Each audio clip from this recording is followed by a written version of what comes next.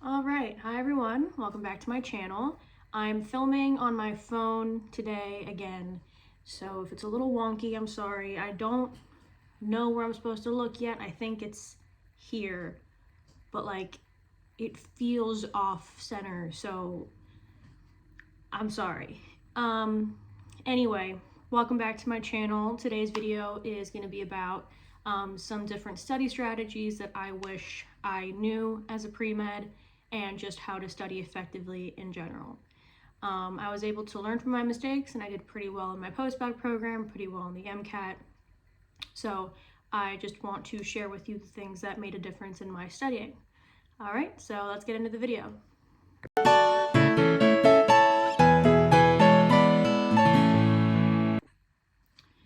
Number one is to skim the material before class. So usually your professors are going to put up the PowerPoint slides or worksheets or things like that, relevant information on Canvas or Blackboard or whatever you use. They typically do that a few days before lecture. You want to dedicate anywhere from 20 to 30 minutes, so not a whole lot of time, to skimming the material. What that means is you don't need to focus a whole lot on understanding it, or don't get caught up on things you don't get right away, but you want to at least lay eyes on the material. And if you have time, you can maybe Google a few terms if you're curious, watch a YouTube video on the topic if you have time, things like that. But the focus is not to understand everything or anything like that. It's just to get sort of a general overview of what's going to be the topic today, what kinds of things is the professor emphasizing, things like that. It'll really help because then when you're sitting in lecture, you're not seeing everything for the first time. You are at least a little bit familiarized with what's going on. So again, you can really do this in 15 to 30 minutes. Doesn't take a whole lot of time, but it makes a huge difference when you're watching the material. It kind of, at least for me, helped me have like a foundation upon which to like receive the information, as opposed to just like randomly, like I don't know where we are, what we're doing, what system we're talking about. So that's one thing, super easy to implement, but makes a huge difference. Number two, on notes. So this might be a little controversial, but you don't have to write everything down. You don't have to write everything your professor says down. I made this mistake in college of like trying to scribble furiously to get every single word the professor said down on my notebook. And what I ended up doing was just not paying attention to what he's or she's saying, but rather just focusing on like verbatim copying things. And then I would go home, look at my notebook, barely understand what I wrote, and I wasn't even paying attention in class. So don't focus on writing everything down. Focus on listening and understanding.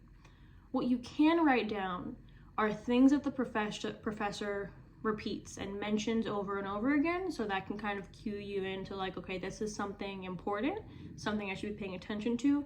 I'm going to write that down.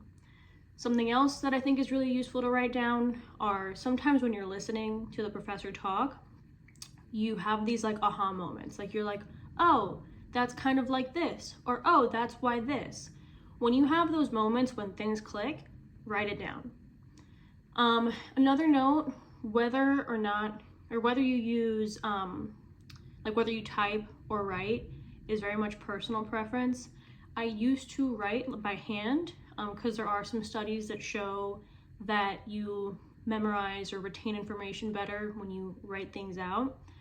But I eventually switched to typing during my post-bacc program for a couple reasons, mainly because I'm a very messy writer, so I couldn't really use my notes. Like I would write and then never look at it again. And I was also very disorganized, like it just not good for me. If you can keep your notebook organized, then by all means, but it was way easier for me to have like a digital, like I use like OneNote, I think. And that way it's legible and I have my things organized by like heading and date and things like that. So, and I also would like lose notebooks sometimes. So again, if you're an organized person and you really like writing things down, by all means. I don't think it's that important if you type or if you handwrite, but I personally have been preferring typing, again, because then it's easier to actually use those notes for things that I will get into shortly. Another note, like a side note that I want to mention, is about going to class. So there's obviously pros and cons to attending lecture. If your class requires attendance, and obviously you don't have a choice, you have to go. But if your class doesn't require attendance and they have like recorded lectures, it's really going to be up to you and what works best for you. I wish that in undergrad I had gone to lecture at least for the first semester or two, not because of like the actual like learning aspect, but more to make friends in pre-med. Pre-med is tough, and it's really nice to have people who like understand pre-med and who will keep you motivated and keep you accountable. So I wish, at least at the very beginning of my pre-med career, I would have gone to lecture for that reason, just to, you know, make friends. However, I am not someone who does super well in lecture. I much prefer being at home watching videos on like 1.5 to 2 times speed and then making study materials, which I will get into shortly. But if you're someone who is going to get distracted at home, like if you have roommates or a distracting environment at home or something, then you might be better off going to class. So again, it's personal preference. I don't think there's a better or worse way. It just is about what works best for you. And the most important thing is that you're getting your eyes on the material. Either you're going to lecture and watching it live, or you're watching it at home. If you are telling yourself you're going to watch it at home and then don't watch it at home, then you probably should go to lecture. So that's just a side note on general going to lecture or not. Okay, so we went over skimming your notes before class, or not your notes, skimming like study material before class. Then we went into note taking. Number 3 is study materials. Make study materials. This is so important. When I was an undergrad, I would go home after lecture and just kind of like flounder with the material. I would look at my notes that were usually handwritten, kind of read them over, but like I could barely understand it. And that's kind of it. Like I didn't know what else to do. I was like, okay, I took the notes, I have them, I'm looking at them. Like that's it. You don't want to do this. That's what's called passive learning. Reading notes, reading textbooks, highlighting textbooks, things like that are passive. Excuse me. There's a time and a place for passive learning. Obviously, at the very beginning of learning something, you want something more passive to kind of get an overview, but it is not an effective way to, excuse me, I need to drink some water. Pause. Okay, it is not an effective way to study at all. One thing I wish I would have done instead, like in undergrad, and something I did eventually do for my post-bacc, is make flashcards. This is especially helpful for subjects that are heavy on memorization. So like intro bio, histology, maybe like cancer biology, things like that. I personally used Anki. If you don't know what Anki is a spaced repetition flashcard software. The benefit of using Anki as opposed to something like Quizlet is that, as I said, Anki uses spaced repetition. What that means is it shows you difficult cards more frequently, while the older or like easier cards are shown less frequently, as opposed to it showing you every single card every single time you do a study session. It saves you time, and spaced repetition has shown in several studies to increase the rate of learning. So definitely you want to look into Anki. Also, most medical students use Anki, not all of them, but a significant majority, I would say, use Anki. So if that's something you can get comfortable with in undergrad, that's great. I also used it a bunch for the MCAT, and it was great. So again, if you can get accustomed to it earlier, that's fantastic. I'll link a few videos below on how to use Anki. There's a bit of a learning curve, and I won't do a very good job at explaining how to use it. So I'm gonna link some people who are way better at it. But again, it's not hard. It's just there's a few things you have to get used to, but once you do, it is so worth it. Use flashcards. If you don't want to use Anki for whatever reason, use Quizlet, that's fine. Just use some sort of flashcard. You can make them by hand, doesn't matter. Just use something where you are constantly and consistently exposing yourself to the material. Okay, now this is like 3.1, a little more about study materials. If the class you're taking isn't super heavy on memorization, and therefore flashcards won't help you very much, find other ways to make study materials. So biochem, for example. Although there's still some memorization involved in biochem, so you might want to supplement with flashcards, it's very pathway heavy.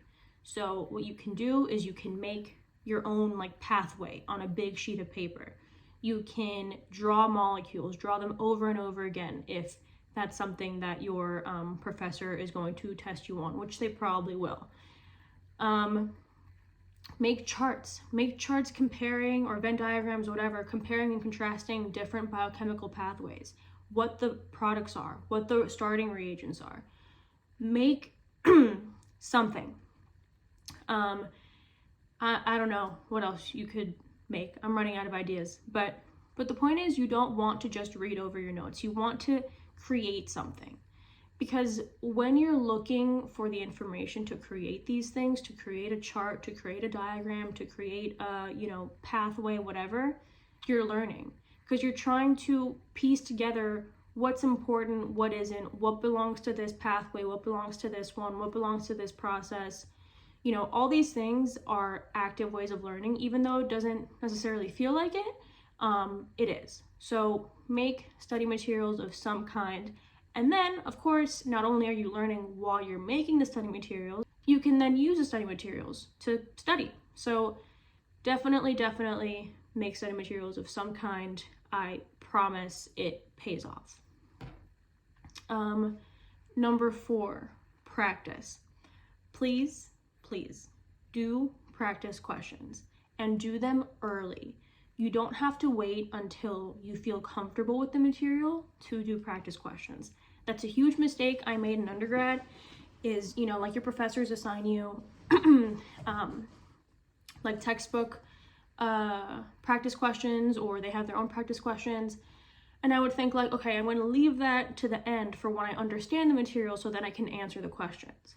No. You want to use practice questions early. The point of practice questions isn't to get them right. It's to learn. It's to practice. So you want to practice with the questions. You don't want to leave them to the end. The thing you can leave to the end is a practice final, or a practice midterm, or a practice test, sure. But practice questions that are in textbooks and worksheets and things like that, incorporate them early. Within a few days of seeing the material, you want to incorporate them into your learning, even if you don't feel ready. Especially if you don't feel ready, you want to do practice questions. You learn so much doing practice questions. So again, very important. Trust me on this one. Do practice questions, even if you don't feel comfortable with the material. You're going to learn so much quicker than by trying to figure out everything before and then doing the practice question. So that's that. Number 5, something you can leave for the end is studying in groups. This is something else I really regret not doing. A lot of times working in group environments can be very beneficial. The reasons for this, there's several reasons for this. But at least for me, there's a heightened stress about being in an environment with your peers, and you're gonna be asked questions, and you don't want to seem dumb. So there's a heightened stress where you're okay, I need to be on,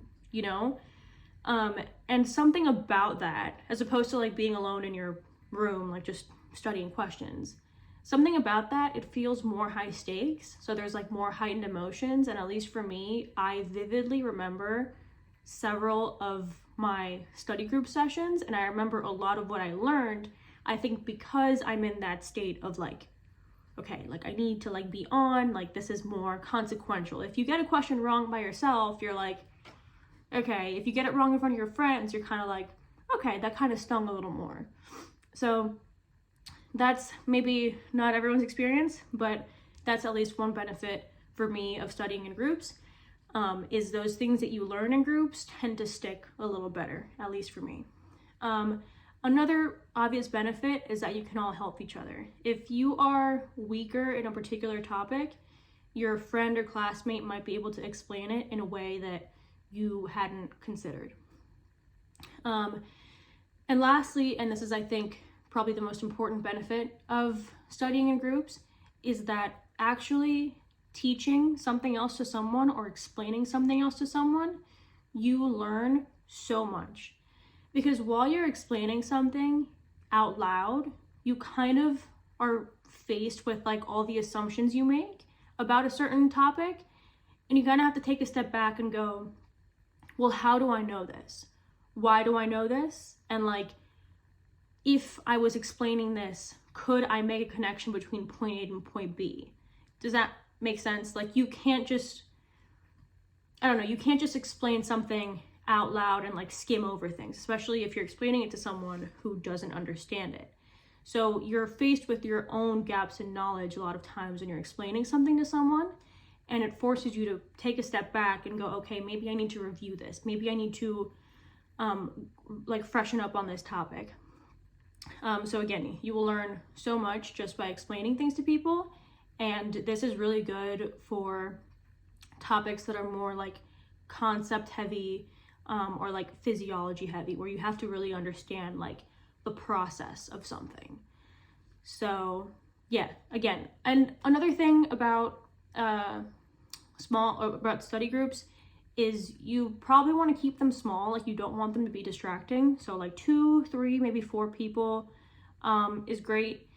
You want to pick friends that like, you know, aren't going to distract you. So that's one thing. You don't want this to be your main way of studying, because the other issue is like, if you come in clueless, you're not going to be much of a help in the group, and you're also not going to really like receive the information that your classmates are sharing because you don't have a good foundation. So this is something you can definitely leave towards the end and more of like a review strategy. Number 6, and this is just a general tip, is do a little bit every day, not like a lot for 1 week. So this was another huge mistake of mine in undergrad, is I wouldn't go to lecture and I would just kind of flounder for weeks. And then like a week or 2 before the test, I would try to start watching all the lectures and all the slides and everything. And it was a disaster. Your brain needs time to make connections. There's studies on this. Sure, you can try to cram, but like for conceptually difficult and memorization heavy things, which a lot of biology is, your brain needs time and it needs sleep to make connections. And the best way to capitalize on this is to spread out your studying. You'll be amazed like how much easier topics come to you. Hi, kitty. You'll be amazed how much easier topics come to you when you've slept on something, when you've taken a step back, and you can like make broader connections with other fields and other things. So if you cram, you're kind of depriving yourself of that, and it's going to show on test day. So if you watch lecture at home, make sure you're staying on top of it and not leaving them all to the end. It's better to study for a class like 1 hour every day than it is to study 16 hours the last 2 days before the test, you know? It's easier said than done, but please just trust me on this. There's no need to be pulling all-nighters. Like, it's just not good for you. It's not gonna help you remember things. Like, just trust me. Last tip, number 7, don't be afraid to ask for help. If you're struggling with a particular topic, go to office hours. Sometimes professors, It depends on the professor. Sometimes they're super nice and super helpful, in which case go to office hours, sit with them, ask them questions. Sometimes they kind of give off a vibe that they're like, they have better things to do, and you're like, okay. So if that's the case, use your TAs. That's what the TAs are there for most of the time. They're freaking awesome. Email them, go to their office hours, whatever. Some will give you their number. I mean, don't abuse that, but you know, just reach out and you'll be surprised how many things they can help clarify for you. So yeah, that's about it for today's video. If you implement these tips, I really think your grades will start to show it. Let me know in the comments if I missed anything, if there's other strategy you guys want to hear about. And yeah, please like this video and subscribe if you want to see more. Bye.